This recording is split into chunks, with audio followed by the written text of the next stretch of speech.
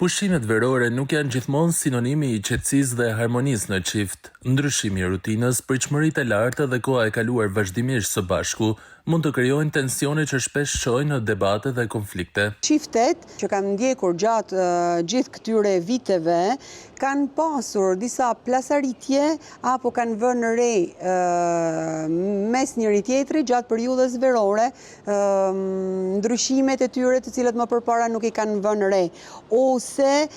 kanë kuptuar gjatë pushimeve verore se nuk ndihen më mirë me njëri tjetrin. Sipas psikologës klinike Loreta Tomaj, kur partnerët kalojnë shumë kohë bashk, pa ruajtur hapësirat personale dhe pa komunikuar në mënyrë të shëndetshme, mosmarrveshjet bëhen më të shpeshta. Ndodh që gjatë verës të vehen më në dukje ndryshimet që kemi, sepse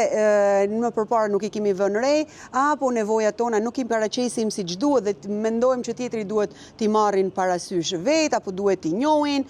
Ne kemi pritshmëritë tona të cilët nuk i bashkëndajmë me partnerin apo me pjesëtarët e tjerë të familjes, dhe kjo bën të mundur që mos realizohen pritshmëritë tona apo nevojat tona, gjë që pastaj çojnë më tepër në konflikt dhe më dëshirën ndoshta edhe për t'u ndarë, apo edhe ndoshta për të bërë një flirt